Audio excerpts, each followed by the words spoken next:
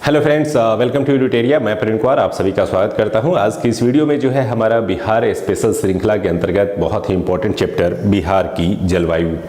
जैसे हम लोगों ने बिहार के नदियों और उसके विभिन्न क्षेत्रों के बारे में पढ़ा था, उसी तरह से आज हम लोग जलवायु को थोड़ा विशेष रूप से समझने का प्रयास करेंगे ताकि जलवायु से रिलेटेड कॉन्सेप्ट वाइज या फैक्ट वाइज जो भी क्वेश्चन आपको अग्रिम एग्जाम में पूछे जाए उसके लिए आप पूरी तरह से तैयार रहें। आज हम लोग काफ़ी कुछ नया भी इसमें देखने का प्रयास करेंगे जो कि आपके कॉन्सेप्ट को काफ़ी बेहतर ढंग से सजा देगा। तो चलिए आज हम लोग क्या क्या पढ़ने वाले हैं, सबसे पहले उसको एक नज़र देख लेते हैं। आज के इस वीडियो में हम लोग पढ़ने वाले हैं बिहार के जलवायु को प्रभावित करने वाले कुछ इंपॉर्टेंट कारक, इसके अलावा कुछ जलवायु वेताओं के द्वारा बिहार के अलग अलग जलवायु क्षेत्रों के बारे में क्या बताया गया है, इसके अलावा बिहार में किस प्रकार से टेम्परेचर अलग अलग समय में अलग अलग स्थिति में होती है, वर्षा की क्या स्थिति होती है बिहार के अलग अलग पार्ट में, उसको जानेंगे। तथा लास्टली हम लोग बिहार में एग्रीकल्चर के क्षेत्र को जलवायु के आधार पर कई पार्ट्स में डिवाइड किए गए हैं, क्या है ये और क्यों इसको डिवाइड किया गया है इसके बारे में जानेंगे। तथा लास्टली हम लोग आएंगे इंपॉर्टेंट क्वेश्चंस पे जो प्रीवियस ईयर में बीपीएससी के एग्जाम में पूछे गए हैं। तो आज का ये चैप्टर काफी इंपॉर्टेंट रहेगा और उम्मीद करेंगे कि आप सभी को ये आज की श्रृंखला काफी पसंद आएगी। तो चलिए दोस्तों शुरू करते हैं। सबसे पहले जलवायु किसी भी क्षेत्र विशेष की एक बहुत ही लंबी अवधि में एक औसत वहाँ के टेम्परेचर, वर्षा की मात्रा और अलग अलग भौगोलिक दशाओं का अनुपात निकाला जाता है, उसी को हम लोग जलवायु कहते हैं। जलवायु किसी भी क्षेत्र के लिए इतना इम्पोर्टेंट होता है कि आप अगर उस क्षेत्र के बारे में अगर जानना चाहते हैं तो वहाँ की अगर जलवायु को सबसे पहले अगर समझ लेते हैं तो उस क्षेत्र विशेष की बहुत सारी जानकारी आप जान सकते हैं। जैसे किसी भी क्षेत्र की आर्थिक स्थिति कैसी होगी यह पूरी तरह से उसके जलवायु पर निर्भर करता है। इसके अलावा उसकी संस्कृति किस प्रकार की है ये भी वहाँ के जलवायु से ही डिसाइड होती है।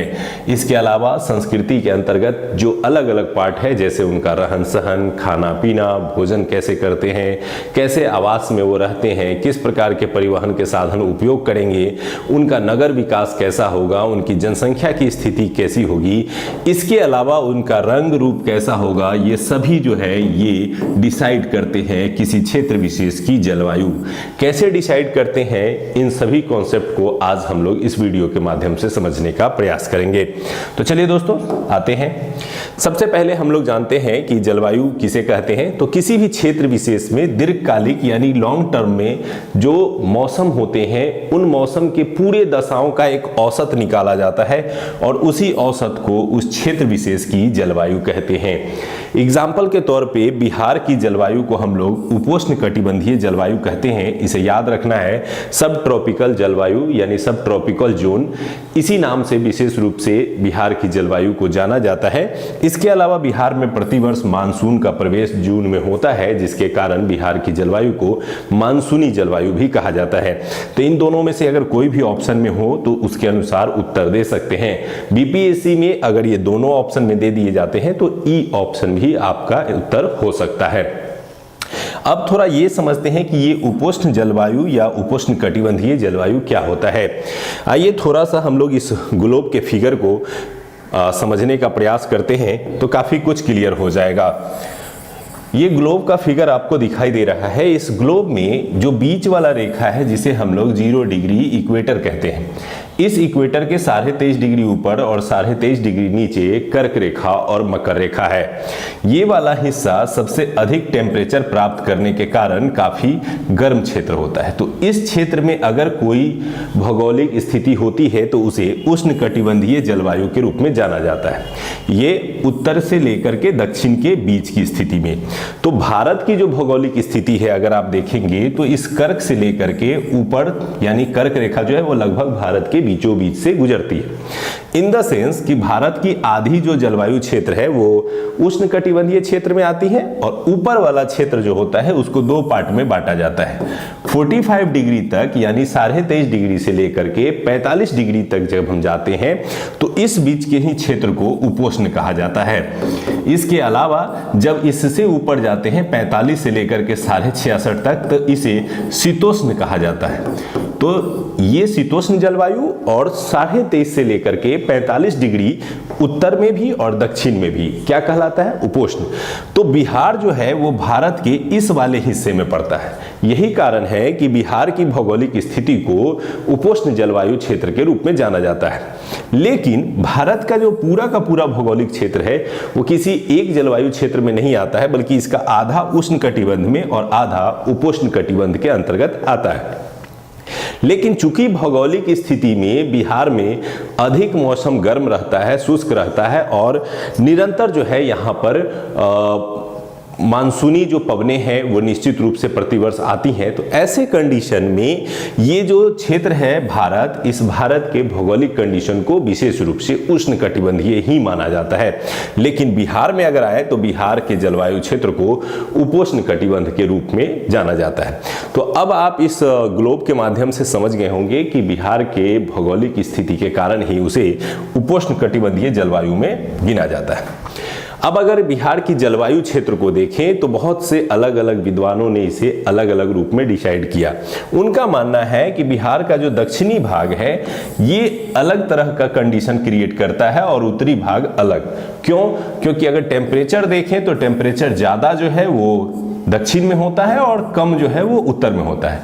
लेकिन अगर वर्षा की मात्रा यानी रेन की स्थिति देखें तो उत्तर में ज़्यादा और दक्षिण में कम होता है। ऐसे कंडीशन में जलवायु वेताओं को ऐसा लगा कि बिहार के दोनों पार्ट में अलग अलग तरह के जलवायु कंडीशन होते हैं, जिसे अलग अलग सांकेतिक AW, CWG, CWA, CAW इस तरह से संकेत दे करके इसे समझाने का प्रयास किया गया है। इसके चार्ट को भी अगले स्लाइड में आपको समझाया गया है, इसे निश्चित रूप से याद कर ले, प्रीवियस ईयर में ये क्वेश्चन भी पूछा गया।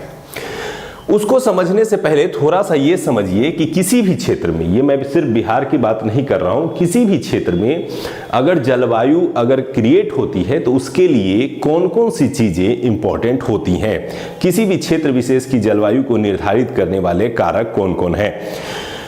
बिहार में अगर देखें तो अक्षांशीय विस्तार, यानी मैंने अभी बताया कि ग्लोब पे किसी भी राज्य या देश की स्थिति कहाँ है उसी से डिसाइड होगा कि वहाँ कैसी स्थिति बनेगी। एग्जाम्पल के तौर पे मैंने बताया कि 0 डिग्री से लेकर के 23.5 डिग्री उत्तर एवं दक्षिण, इस बीच के क्षेत्र को हम लोग उष्णकटिबंधीय क्षेत्र कहेंगे। 23 से लेकर के 45 के बीच को हम लोग उपोष्ण कहेंगे, ये दोनों तरफ लागू होता है। इसके अलावा 45 से लेकर के 66.5 के बीच को हम लोग शीतोष्ण कहेंगे और 66.5 से लेकर के 90 डिग्री साउथ एवं 90 डिग्री नॉर्थ के बीच के क्षेत्र को हम लोग शीत कटिबंध कहते हैं। तो इस तरह से किसी भी राज्य या क्षेत्र को हम ये देखेंगे कि ग्लोब पर वो किन अक्षांशों के बीच स्थित है। अगर बिहार का अगर हम अक्षांशीय विस्तार देखें तो 24 डिग्री से लेकर के 27 डिग्री के बीच है। ऐसे कंडीशन में वो 23 से थोड़ा ऊपर और 45 के नीचे है, यानी बिहार किस में है, उपोष्ण में। तो अक्षांशीय स्थिति किसी भी क्षेत्र विशेष की जलवायु को निर्धारित करता है। इसके अलावा अक्षांशीय स्थिति किसी क्षेत्र विशेष की तापमान, वर्षा की मात्रा आदि को भी निर्धारित करता है। जैसे ये जो इक्वेटर है, यहाँ सूर्य की किरणें काफी लंबवत पड़ती है और फिर सूर्य की किरणें बढ़ते हुए अक्षांश की ओर, फिर जो है कर्क की ओर और फिर मकर की ओर ट्रेवल करते हैं, जिसे हम लोग उत्तरायण होना और दक्षिणायन होना सूर्य का कहते हैं। ये भी काफी इंपॉर्टेंट हो जाता है क्योंकि जब हम देखेंगे कि 21 जून को काफी गर्मी पड़ती है भारत में, क्योंकि इस समय कर्क रेखा पर सूर्य की किरणें आकर के लंबवत पड़ती है और 22 दिसंबर को मकर रेखा पर लंबवत पड़ती है। तो इस समय जो है सूर्य जो है वो दक्षिण की ओर मकर रेखा पर चमक रहा होता है। तो इस प्रकार से सूर्य की किरणें ट्रेवल करती हैं। यही कारण है कि इस बीच का क्षेत्र काफी गर्म होता है, इसलिए इसे उष्णकटिबंधीय यानी ट्रॉपिकल जोन के रूप में जाना जाता है। दूसरा है समुद्र तल से दूरी एवं समुद्र तल से उसकी स्थिति क्या है। तो बिहार की तो स्थिति काफी दूर है, लेकिन बंगाल की खाड़ी से होकर के आने वाली मानसूनी हवाएं बिहार में वर्षा का कारण बनती है। इसलिए किसी भी क्षेत्र विशेष में समुद्र की स्थिति होने से भी उसकी जलवायु के कंडीशन डिसाइड होते हैं। इसके अलावा हिमालय से दूरी, हिमालय से दूरी या हम इसको कह सकते हैं ऊंचाई, किसी भी क्षेत्र की ऊंचाई या उच्चावच जो है उस क्षेत्र विशेष की जलवायु को निर्धारित करते हैं। बिहार के कंडीशन में, बिहार के उत्तर दिशा में, अगर ये बिहार है तो उत्तर दिशा में हिमालय पर्वत है, जिसके कारण यहाँ से आने वाली हवाएं रुक जाती हैं तो ठंड कम पड़ता है, और इसी से हिमालय के से टकरा करके जो बिहार में वर्षा की मात्रा है वो अधिक हो जाती है। तो यानी हिमालय की स्थिति भी बिहार में वर्षा और अन्य टेम्परेचर को निर्धारित करते हैं, जिसके कारण बिहार में जलवायु को निर्धारित करने में ये मददगार साबित होती है। मानसून का प्रभाव, तो बिहार में, भारत में प्रतिवर्ष मानसून आते हैं और बिहार भी उससे अछूता नहीं है। अच्छी खासी मात्रा में जो है बिहार में वर्षा होती है, जिसके कारण बिहार की जलवायु को मानसूनी जलवायु भी कहा जाता है। इसके अलावा उच्चावच की मैंने बात की कि किसी भी क्षेत्र विशेष की भौगोलिक परिस्थिति कैसी है, वहाँ पठार है कि मैदान है कि पहाड़ी इलाका है, ये भी काफ़ी मायने रखता है। तो उच्चावच यानी उसकी भौगोलिक स्थिति भी, यानी ज्योग्राफिकल ढांचा कैसा है, ये भी किसी क्षेत्र विशेष की जलवायु को निर्धारित करता है। और बिहार का ज्योग्राफिकल ढांचा जो है वो ज़्यादातर मैदानी इलाका है, कुछ भाग में पठार और कुछ भाग में थोड़े से मात्रा में पहाड़ी क्षेत्र भी मिल जाते हैं। इसके अलावा उस क्षेत्र विशेष की वायु दाब की स्थिति कैसी है, क्योंकि वायु दाब की स्थिति भी वहाँ के वर्षा के लिए उत्तरदायी होते हैं। तो ऐसे कंडीशन में ये बहुत से इंपॉर्टेंट पॉइंट है जो किसी क्षेत्र विशेष की जलवायु को निर्धारित करने में मदद करती हैं। इन सभी पे चाहेंगे तो आप मेंस के टॉपिक से भी क्वेश्चन निकाल सकते हैं, सब पे 5 लाइन 10 लाइन लिख सकते हैं, एक एक एग्जाम्पल उसमें कोड कर सकते हैं, इसके अलावा एक एक फिगर कोड कर सकते हैं। तो बहुत अच्छा इंपॉर्टेंट पॉइंट है, इसे आप जरूर नोट कर लेंगे, ये आपके मेंस में भी काम आएगा। इसके अलावा आते हैं अब कि हमारे जो ज्योग्राफी से जुड़े हुए विशेषज्ञ रहे हैं, उन्होंने बिहार के जलवायु क्षेत्र के बारे में किस प्रकार के संकेतक यूज किए हैं। सबसे इंपॉर्टेंट है कोपेन, क्योंकि कोपेन का जलवायु वर्गीकरण जो है वो काफी प्रसिद्ध था। कोपेन ने बिहार को 2 भागों में बांटा, उत्तरी बिहार एवं दक्षिणी बिहार। उनका मानना है कि उत्तरी बिहार के लिए CWG संकेतक यूज किया जा सकता है। CWG से तात्पर्य यहाँ ये है कि जो उत्तर बिहार का क्षेत्र है वो उत्तर बिहार का क्षेत्र शुष्क होता है, मानसूनी से ज्यादा प्रभावित होता है, जिसके कारण उन्होंने CWJ इसके लिए अंकित किया है। जबकि उन्होंने दक्षिणी बिहार के लिए AW संकेतक का प्रयोग किया है, जो कि ऐसा क्षेत्र है जहां पर मानसून का प्रभाव कम होता है, वर्षा की मात्रा कम आती है, जिसके कारण उन्होंने उत्तर बिहार और दक्षिण बिहार को 2 अलग अलग संकेतकों से इसे संबोधित किया है। जब इसके कोपेन के वर्गीकरण को आप डिटेल में पढ़ेंगे ज्योग्राफी में, तो काफी कुछ इसमें मिलेगा कि C का मतलब कुछ होता है, W का मतलब क्या होता है, G का मतलब क्या होता है। लेकिन अभी ऑब्जेक्टिव पार्ट से हम लोग इसको पढ़ रहे हैं, तो ऐसे में केवल आपको संकेतक याद रखने हैं पीटी के लिए, चूंकि कोपेन का संकेतक पूछा भी गया है। इसके अलावा ट्रिवार्थ ने भी जो है संकेतक के बारे में जानकारी दी है। ट्रिवार्थ के अनुसार उत्तर बिहार का जो क्षेत्र है वो CAW से संबोधित किया जाता है, तथा दक्षिण बिहार को उन्होंने भी AW से ही संबोधित किया है। और थॉर्नवेट जो है ये भी एक ज्योग्राफी के बहुत ही महत्वपूर्ण, इनका भी सिद्धांत जो है वो काफी प्रचलित रहा। इन्होंने 2 भाग में बांटा, लेकिन अलग अलग तरीके से। इन्होंने कहा कि बिहार में 2 प्रकार की भौगोलिक स्थिति है। ये कॉर्नर जहां पर हिमालयन क्षेत्र का थोड़ा सा प्रभाव है, इस वाले हिस्सों को हम एक पार्ट मानेंगे और बाकी हिस्से को हम लोग दूसरा पार्ट मानेंगे। तो इसके अनुसार उत्तर पश्चिम का जो संकीर्ण क्षेत्र है, इसको उन्होंने CBW से संबोधित किया है। इसमें C और B जो है बड़े साइज में, W छोटा वाला।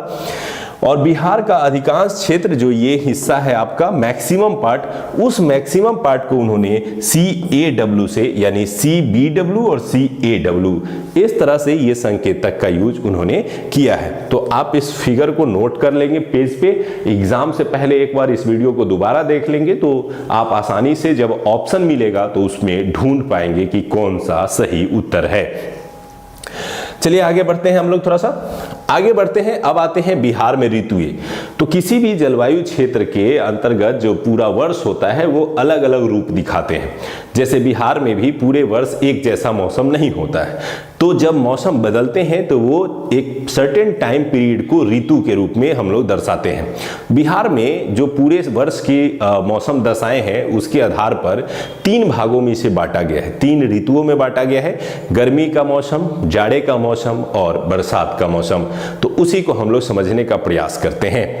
सबसे पहले आते हैं बिहार में 3 प्रकार की ऋतुओं में ग्रीष्म ऋतु जो है वो सबसे प्रसिद्ध है और ये मध्य मार्च से शुरू हो जाता है और जून के मध्य तक चलता है। तो मार्च में यानी 15 मार्च से लेकर के 15 जून का जो मौसम है ये ऑफिशियली गर्मी का मौसम माना जाता है। क्या होती है इस समय खासियत? तो इस समय क्या होता है, सूर्य उत्तरायण होता है जिस कारण तापमान में वृद्धि शुरू हो जाती है। अब यहां समझिए, ये अगर ग्लोब है तो 0 डिग्री पर इक्वेटर, यहां पे 23.5 डिग्री पर मकर और 23.5 डिग्री पे कर्क। उत्तरायण और दक्षिणायन को समझने का प्रयास कीजिए। ये 0 डिग्री इक्वेटर पर वर्ष में 2 बार जो है वो सूर्य की पूरी तरह से लंबवत होता है, जिसे हम लोग पढ़ते हैं कि 21 मार्च और सितंबर में 23 सितंबर। तो ये 2 कंडीशन। अब 21 मार्च से क्या होता है, सूर्य उत्तर की ओर जाने लगता है और जाते जाते कर्क रेखा पर लंबवत चला जाता है। और कर्क रेखा पर लंबवत कब पहुंचता है? तो 21 जून को। इस 21 जून को अगर यहाँ पे ये लंबवत पहुंचता है, यही कारण है कि 21 जून को कर्क संक्रांति के रूप में जानते हैं और इस दिन पूरे उत्तरी गोलार्ध में सबसे बड़ा दिन माना जाता है। फिर ये यहाँ से वापस लौटने लगते हैं और फिर सितंबर माह में यहाँ आकर के ये जो है इस लंबवत इक्वेटर पर सीधा चमकने लगते हैं और फिर उसके बाद वो नीचे की ओर जाते हैं। तो नीचे की ओर जाते हैं तो वो क्या कहलाएगा, दक्षिणायन होना। तो वो कब शुरू होता है? सितंबर में शुरू होता है और जा करके यहाँ कब पहुंचते हैं? तो 22 दिसंबर को मकर रेखा पर जाकर के सूर्य लंबवत हो जाते हैं, इसलिए दक्षिणी गोलार्ध का सबसे बड़ा दिन कब हो जाता है? 22 दिसंबर को। और फिर अब वो क्या करेंगे, फिर लौटेंगे तो यहाँ इक्वेटर पे कब पहुंचेंगे? तो 21 मार्च को। और फिर 21 मार्च से वो ऊपर की ओर। तो यही सूर्य के पृथ्वी के चूंकि घूर्णन के कारण ऐसा होता है, पृथ्वी जो परिक्रमण करता है सूर्य की, उसके कारण ऐसा होता है और उस परिक्रमण के कारण ये सूर्य का उत्तरायण एवं दक्षिणायन होना कहलाता है। तो जैसे ही सूर्य उत्तरायण होना शुरू होगा, भारत में गर्मी बढ़ने लगेगी और इसके कारण तापमान में वृद्धि होने लगती है। वायु दाब जो है वो गर्म वायु ऊपर की ओर जाती है तो वायु का प्रेशर जो है वो घटने लगता है और इस मौसम में पश्चिम और मध्य भाग में गर्म हवाएं चलने लगती है। तो यानी पश्चिम और मध्य भाग की अगर हम बात करें तो अगर हम बिहार देख लें तो ये बिहार, इस तरफ वेस्ट बंगाल, इस तरफ जो है हमारा यूपी है। तो ये हुआ हमारा पश्चिम भाग इस बिहार के हिसाब से और इस भाग से लेकर के यहाँ तक जो है गर्म हवाएं चलने लगती हैं और इसी हवाओं को हम लोग लू के नाम से जानते हैं। जो गर्मी में लू चलती है ये गर्म हवाएं ही लू कहलाती हैं। ग्रीष्म ऋतु में मानसून आने से पूर्व थोड़ी सी वर्षा होती है। इस वर्षा को हम लोग पूर्वी भाग में यानी बंगाल की खाड़ी से आने वाली उष्णकटिबंधीय चक्रवात के कारण ऐसे वर्षा देखने को मिलते हैं और इस तरह की वर्षा जब होती है नॉर्मल वर्षा तो नार्वेस्टर या इसको काल बैसाखी कहते हैं। याद रखेंगे कि ये मानसूनी बात नहीं हो रही, मानसून के आने से पहले जो बारिश अप्रैल और मई के महीने में देखने को मिलती है उन्हें काल बैसाखी या नार्वेस्टर के रूप में जाना जाता है। ठीक है, तो ये बिहार के क्षेत्र को विशेष रूप से प्रभावित करते हैं। तो गर्मी के दिनों में आप नॉर्मली आप देखते ही हैं, उन्हीं पॉइंट्स को आपको याद रखना है कि कैसे क्या होता है ताकि एग्जाम में अगर ऑब्जेक्टिव निकाले जाएं तो उसे आप आसानी से सॉल्व कर सकें। नेक्स्ट स्लाइड की ओर आते हैं और आज हम लोग देखते हैं कि मई के महीने में टेम्परेचर की स्थिति आखिर बिहार में होती कैसे है। अगर ये स्केल आप देख पा रहे हैं तो इसमें देखिए कि ये जो बैगनी में जो पूरी तरह से बैगनी है वो सबसे ज्यादा टेम्परेचर को गेन करता है और ये हल्का पीला है ये सबसे कम टेम्परेचर वाले को दिखाता है। तो यानी मई के महीने में सबसे ज्यादा टेम्परेचर जो है वो कहां होगा? बिहार के साउथ ईस्ट। ये साउथ ईस्ट का पार्ट जो है ये सबसे अधिक टेम्परेचर को दिखाएगा और जैसे जैसे हम इस तरफ से बढ़ते जाएंगे नॉर्थ ईस्ट की ओर टेम्परेचर क्या होगा? ये घटता चला जाएगा। तो यानी मई के महीने में सबसे ज़्यादा टेम्परेचर विशेष रूप से गया, औरंगाबाद, रोहतास और कैमूर क्षेत्र में देखने को मिलता है। और आपने पढ़ा भी है कि गया वह जिला है जो बिहार में सबसे गर्म जिला माना जाता है, क्योंकि यहाँ का टेम्परेचर 41 से भी अधिक चला जाता है। तो इसके कारण सबसे गर्म जिला जो है वो गया को माना जाता है। ये मई के महीने की बात हम कर रहे हैं। उसके बाद बीच वाला ये पट्टी इसी तरह से क्रम से आपको गर्मी का ट्रांसफर जो है दिखाई दे रहा होगा। नेक्स्ट स्लाइड में आते हैं और अब हम लोग बात करते हैं दूसरे ऋतु में, जिसमें हम लोग वर्षा ऋतु को देखेंगे। यह मध्य जून से शुरू हो जाता है और मध्य अक्टूबर तक का जो समय है इसे बिहार में वर्षा ऋतु के रूप में जाना जाता है। मध्य अक्टूबर की बात करें तो पूरे भारत में जो दक्षिण पश्चिम है यहाँ से मानसून प्रवेश करता है और ऐसा माना जाता है कि 1 जून से भारत में मानसून का प्रवेश होता है। ये हवाएं इस तरह से बंगाल की खाड़ी में जाती हैं और बंगाल की खाड़ी से होते हुए फिर ये बिहार में आती हैं। तो इस प्रकार से ये लगभग 10 जून तक बिहार में प्रवेश करती हैं। तो इस प्रकार से जून के दूसरे सप्ताह में ये मानसून जो है वो बिहार में प्रवेश कर जाती है और प्रवेश करने के साथ ही बिहार में जो है ये तेज वर्षा का कारण बनती है। जुलाई एवं अगस्त के महीने में काफ़ी अधिक वर्षा देखने को मिलती है, लेकिन अगर इसमें भी देखें तो बिहार में जो वर्षा आती है वो दक्षिण पश्चिम मानसून की बंगाल की खाड़ी से आती है। अब यहाँ भी क्वेश्चन पूछता है कि डायरेक्ट यहाँ से अरब सागर से बारिश आ रही है या बंगाल की खाड़ी से। तो ये हवाएं चलती भले ही अरब सागर के क्षेत्र से है, लेकिन ये पहले जाती है बंगाल की खाड़ी में। बंगाल की खाड़ी में भी पानी की मात्रा को और बढ़ा लेती है।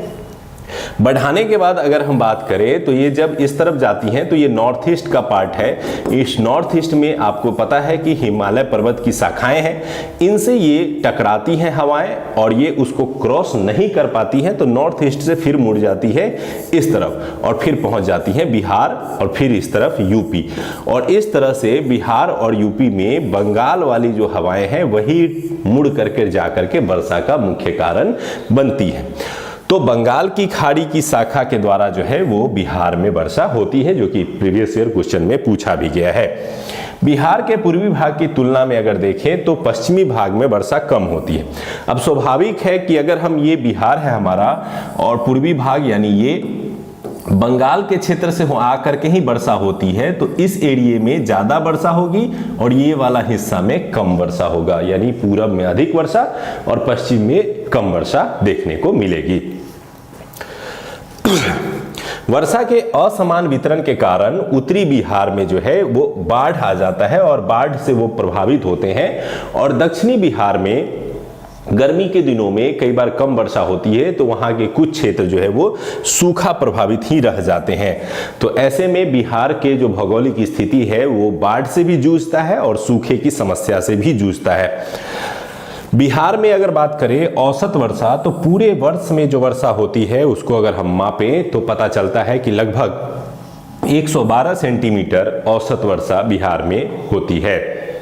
बढ़ते हैं, ये हमारा जो मैप है इसमें हम लोगों ने सामान्यतः वर्षा की जो स्थिति होती है उसको हम लोगों ने देखने का प्रयास किया है। अब चूंकि अभी हम लोगों ने पढ़ा कि वर्षा की जो स्थिति है वो बंगाल के क्षेत्र से, यानी इस तरफ हमारा वेस्ट बंगाल है, तो यहाँ से वर्षा जो है वो बिहार में प्रवेश करती है। तो स्वाभाविक रूप से ये वाला हिस्सा जो है वो अधिक वर्षा प्राप्त करेगा और ये वाला हिस्सा सबसे कम वर्षा प्राप्त करेगा। चूंकि इस तरफ हिमालय की भी स्थिति है, इसलिए हिमालय से टकरा करके ये पूरा उत्तर भारत का ये संकीर्ण पट्टी क्षेत्र जो है वो अधिक वर्षा प्राप्त करता है। इस मैप को अगर आप ध्यान से देखेंगे तो ये जो डार्क ब्लू है ये सबसे अधिक वर्षा प्राप्त करता है, और जैसे जैसे ये कलर डाउन हो रहा है येलो की ओर हम लोग आते हैं वहां सबसे कम वर्षा प्राप्त होती है। तो बिहार में वर्षा की स्थिति ये है कि किशनगंज सबसे अधिक वर्षा प्रभावित क्षेत्र है, यानी यहाँ जो वर्षा होती है वो औसतन वर्ष में जो है 250 से भी अधिक हो जाता है, यानी कभी कभी 280 सेंटीमीटर इसके कुछ खास क्षेत्रों में, और टोटल पूरा किशनगंज का एरिया ले ले तो यहाँ 200 सेंटीमीटर से भी अधिक वर्षा एक वर्ष में होती है। इसके अलावा इस संकीर्ण पट्टी क्षेत्र जो कि हिमालय से सटा हुआ, तराई क्षेत्र से सटा हुआ बिहार का क्षेत्र है, उस क्षेत्र में भी काफी वर्षा देखने को मिलती है। लेकिन ये जो हिस्सा आप देख रहे हैं यहाँ वर्षा कम होता है और इस वर्षा के कम होने के कारण औरंगाबाद वह जिला बनता है जहां पर सबसे कम वर्षा प्राप्त होती है। ये भी बंगाल की खाड़ी से आने वाले हवाओं के कारण मुख्य रूप से देखने को मिलता है तथा हिमालय की अवस्थिति के कारण इस प्रकार का अंतर देखने को मिलता है। नेक्स्ट आते हैं, हमारा तीसरा जो है वो ऋतु है वो है शीत ऋतु। शीत ऋतु जो है वो मध्य अक्टूबर से शुरू होता है और फरवरी तक चलता है, यानी मध्य मार्च तक जाते जाते ये समाप्त हो जाता है। तो अक्टूबर से लेकर के फरवरी तक जो है हमारा शीत ऋतु माना जाता है। इस शीत ऋतु में कहें तो मानसून के लौटने के साथ ही बिहार में ठंड का आगमन होता है और उसे हम लोग शीत ऋतु के रूप में जानते हैं।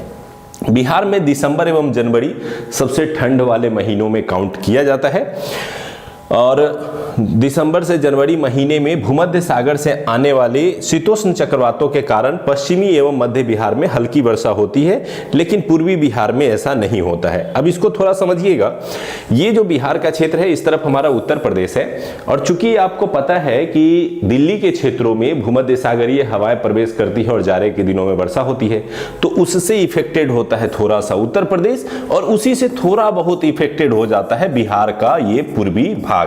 तो मैक्सिमम जाकर के ये मध्य बिहार तक जाता है, लेकिन पूर्वी बिहार में इस जाड़े के दिनों में इस भूमध्य सागरीय हवाओं के कारण वर्षा नहीं होती है।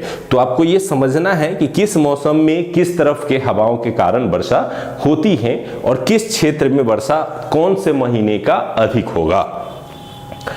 तो ये है शीत ऋतु। शीत ऋतु में बात करें तो बिहार जो है वो बहुत ज़्यादा ठंड प्रभावित तो नहीं होता है, लेकिन फिर भी यहाँ पर एक अच्छी खासी ठंड लगभग 7-8 डिग्री तक के टेम्परेचर नॉर्मली देखने को मिल जाते हैं।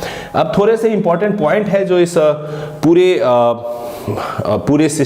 जो हमारा ऋतु था उससे जुड़ा हुआ, तो वो याद कर सकते हैं कि सबसे अगर गर्म जिला हमने देखा गया, तो जाड़े के दिनों में सबसे ठंडा जिला भी गया ही है, तो ये याद रख सकते हैं। सबसे अधिक वर्षा किसको प्राप्त होती है, तो वो किशनगंज को सबसे अधिक वर्षा मिलती है, तो औरंगाबाद को सबसे कम वर्षा मिलती है। तो ये कुछ फैक्ट्स हैं और लगभग 112 सेंटीमीटर औसत वर्षा जो है वो बिहार में देखने को मिलती है। इसके अलावा अगर बिहार का पूर्वी क्षेत्र देख ले, उत्तर पूर्वी क्षेत्र, तो उसमें हमें 200 सेंटीमीटर से अधिक वर्षा देखने को मिल जाती है और बिहार का अगर दक्षिण पश्चिम क्षेत्र तक जाएं तो वहां 60 से 70 सेंटीमीटर तक ही नॉर्मली बारिश होकर के रह जाती है। तो बिहार का भौगोलिक विवरण जो है वो थोड़ा अलग ढांचे में बना हुआ है। अब आते हैं हम लोग चैप्टर की ओर, बिहार में कृषि जलवायु क्षेत्र। बिहार में कृषि के लिए भौगोलिक दशाओं यानी उसके लिए उपलब्ध जल की मात्रा, जिसमें वर्षा की मात्रा मुख्य रूप से शामिल है, टेम्परेचर, वहां पर की मिट्टी और वहां के संसाधनों के आधार पर इसे डिवाइड किया गया है। बिहार में कृषि क्षेत्र को मुख्यतः 3 भागों में बांटा गया, जोन 1, जोन 2 एवं जोन 3। जोन 3 को उनके भौगोलिक परिस्थितियों के कारण 2 भाग में बांट दिया गया, जिसके कारण जोन 3 को जोन 3A और 3B के रूप में भी जानते हैं। तो चलिए इसको थोड़ा सा हम लोग देखते हैं। ये है बिहार के गंगा नदी का बीच वाला डिवाइडिंग क्षेत्र। ये गंगा नदी के ऊपर वाले भाग में ये उत्तर पश्चिम का जो क्षेत्र है इसे जोन 1 नाम दिया गया। इसके अलावा ये वाला हिस्सा जो है जो उत्तर पूर्वी भाग है इसे जोन 3 नाम दिया गया और पूरे नीचे वाले को संयुक्त रूप से जोन 3 नाम दे दिया गया। तो जोन 2 और जोन 3, इस जोन 3 में अगर हम लोग देखें तो ये हो जाता है 3A और इसको हम लोग ले लें तो 3B। इस तरह से ये डिवाइड कर दिया गया। यहाँ पे आपको दिख भी रहा होगा जोन 1, 2, 3A, 3B के रूप में डिवाइड किया गया है। सभी जोन की अपनी अपनी विशेषताएं हैं, उनके ज्योग्राफिकल कंडीशन है, तो उनसे भी रिलेटेड कुछ क्वेश्चन बन जाते हैं। तो आइए थोड़ा सा उसको भी समझ लेते हैं। सबसे पहले आ जाते हैं हम लोग जोन 1 की ओर। जोन 1 में हम लोगों के 13 जिले जो है वो बिहार के शामिल हैं। कौन कौन से जिले शामिल हैं तो उनको थोड़ा सा याद कर सकते हैं। पश्चिमी चंपारण, पूर्वी चंपारण, शिवहर, सीतामढ़ी, मधुबनी, गोपालगंज, सिवान, सारण, मुजफ्फरपुर, दरभंगा, वैशाली, समस्तीपुर और बेगूसराय। तो आप ये सोच रहे होंगे क्या इन जिलों को पूरी तरह से रटना है? तो अभी तक जोन के जिलों से संबंधित क्वेश्चन नहीं पूछे गए हैं, लेकिन मे भी पूछे जा सकते हैं। तो एक अनुमानित आंकड़ा और एक फिगर मैप आपको याद होना चाहिए ताकि कहीं क्वेश्चन आए तो आप छूटे ना। लेकिन इससे ज्यादा जरूरी है कि हर जोन की क्या विशेषता है वो ज्यादा इंपॉर्टेंट है आपको याद रखना। जोन 2 जो है उसमें 8 जिले हैं जो कि उत्तर पूर्व के जिले हैं, जिसमें सुपौल, अररिया, किशनगंज, सहरसा, मधेपुरा, खगड़िया और पूर्णिया, कटिहार शामिल है। जोन 3A में अगर बात करें तो मात्र 6 जिले हैं, भागलपुर, बांका, मुंगेर, जमुई और इसमें दक्षिण और पूर्व के जिले शामिल हैं। इसके अलावा जोन 3B में 11 जिले हैं जिनमें बक्सर, भोजपुर, पटना, अरवल, जहानाबाद आदि जिले शामिल हैं। इन क्षेत्रों की अपनी क्या विशेषता है, आइए थोड़ा सा उसको जानते हैं।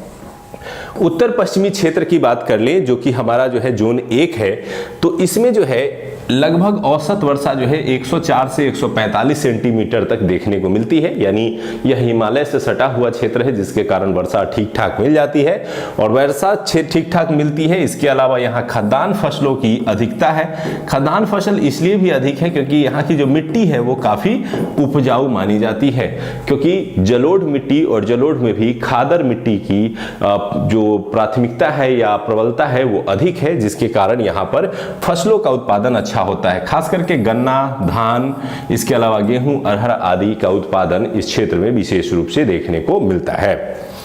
उत्तर पूर्वी भाग जिसमें हम लोगों ने देखा जोन 2 की बात करें तो इस क्षेत्र में औसत वर्षा सबसे ज्यादा हो जाएगी, 120 से लगभग 140 तक होती है।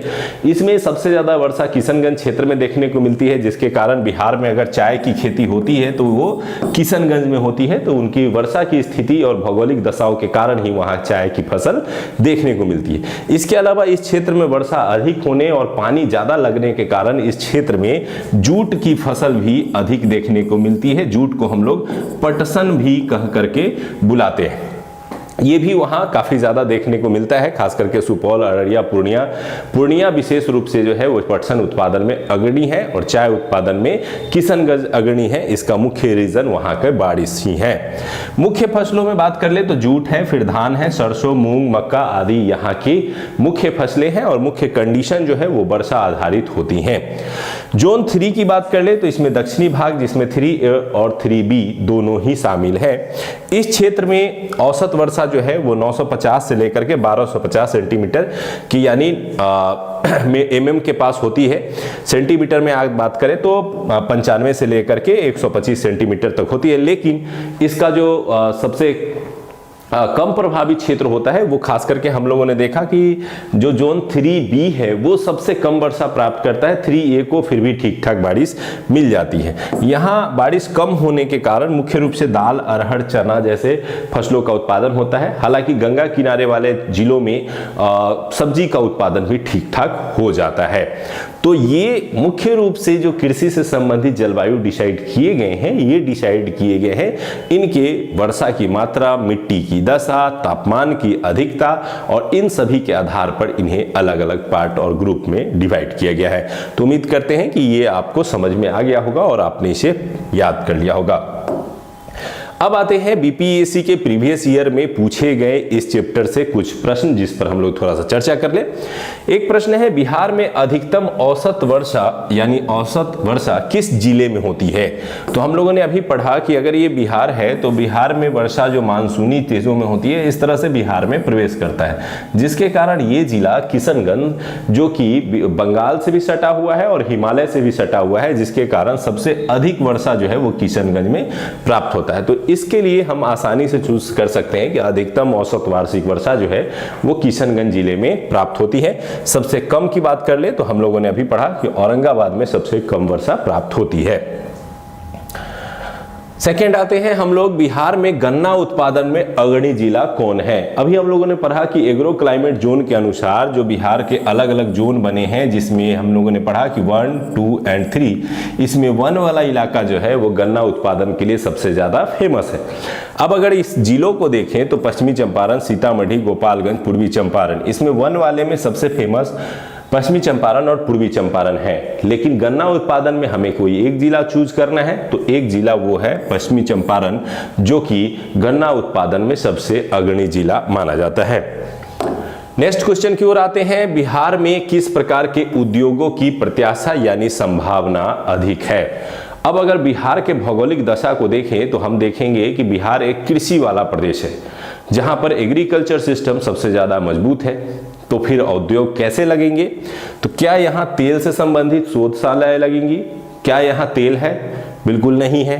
वन आधारित उद्योग, क्या हमारे यहाँ बहुत ज़्यादा फॉरेस्ट है कि हम इसे वन के रूप में उद्योग में विकसित कर सके? तो ये भी नहीं है। क्या हमारे पास बालू का खनन किया जा सकता है? तो थोड़े बहुत गंगा किनारे या सोन के किनारे बालू का खनन होता है, लेकिन क्या इसके उद्योग की संभावना है? नहीं। हमारे यहाँ संभावना है कृषि आधारित उद्योगों की, क्योंकि बिहार में बहुत तरह के फसलों का उत्पादन होता है, खाद्यान्न फसल, सब्जी, इसके अलावा बहुत तरह के फ्रूट्स का उत्पादन भी किया जाता है। कई फसलों और फूलों को जो है वो जीआई टैग भी मिला हुआ है। तो यानी खाद्यान्न फसलों के खाद्य प्रसंस्करण या उससे जुड़े हुए उद्योगों की सबसे ज्यादा संभावना बिहार में देखने को मिलती है। तो ऐसे उद्योगों का ही यहाँ विस्तार संभव है। नेक्स्ट क्वेश्चन की ओर आते हैं, जो कि हमारा 63rd बीपीएससी में पूछा गया है। कोपेन के जलवायु वर्गीकरण के अनुसार उत्तर बिहार की जलवायु किससे प्रदर्शित की जा सकती है, यानी किस संकेतक के द्वारा उत्तर बिहार की जलवायु को दर्शाया जाएगा? अभी मैंने बताया कि कोपेन, इसके अलावा जो है थॉर्नवेट और टिवार्था ने जो है बिहार के जलवायु के अलग अलग वर्गीकरण को दर्शाया है। इसमें कोपेन ने मुख्य रूप से उत्तर बिहार को जो है वो CWG यानी CWG और नीचे वाले को AW से दर्शाया है। तो चूंकि यहां पूछा गया है कि कोपेन के अनुसार उत्तर बिहार का क्या है, तो उत्तर बिहार का क्या है, तो CWG इसका सही उत्तर होगा। हालांकि अगर यहां पे सिर्फ क्वेश्चन रहता कि बिहार को उन्होंने किस संकेतक के द्वारा दर्शाया है, तो आपका CWG भी सही हो जाता और AW भी सही हो जाता। तो ऐसे में इसका उत्तर जो है वो E दिया जाता है। लेकिन चूंकि प्रश्न यहाँ पे केवल उत्तर बिहार को पूछा गया है, इसलिए इसका सही उत्तर जो है CWG होगा। ये 56-59 बीपीएससी में पूछा गया क्वेश्चन है, उत्तर बिहार किसके लिए प्रसिद्ध है? तो अभी हम लोगों ने डिस्कस किया और उसी के आधार पर थोड़े ऑप्शन से इसके उत्तर को छांटने का प्रयास करते हैं। क्या ये कृषि समृद्धि के लिए फेमस है? तो आपको पता है कि बिहार में उत्तर हो या दक्षिण, दोनों ही जगह कृषि जो है अपने उन्नति के लिए ज़्यादा प्रसिद्ध नहीं है, ये पंजाब नहीं है। दूसरा भारी उद्योग, तो क्या भारी उद्योग बिहार में बहुत अधिक है? तो बिल्कुल नहीं है। अब बात है सूखा और बाढ़, तो दो चीज़ों को हम लोगों ने डिस्कस किया। तो यहाँ साफ साफ स्पष्ट है कि बिहार में अगर देखें तो उत्तर वाला जो क्षेत्र है वो चूंकि अधिक वर्षा प्राप्त करता है, अधिक नदियां हैं, जिसके कारण वो बाढ़ से फेमस है, और दक्षिण वाले में बारिश की मात्रा कम होती है, जिसके कारण दक्षिण बिहार सूखा के लिए जाना जाता है। तो इस प्रकार से आप आसानी से इस क्वेश्चन को हल कर सकते हैं। इसके अलावा बीपीएससी की एग्जाम डेट घोषित हो गए हैं, तो अगर आप ऑनलाइन टेस्ट सीरीज में पार्टिसिपेट करना चाहते हैं तो आप हमारे ऐप के माध्यम से इसमें जुड़ सकते हैं।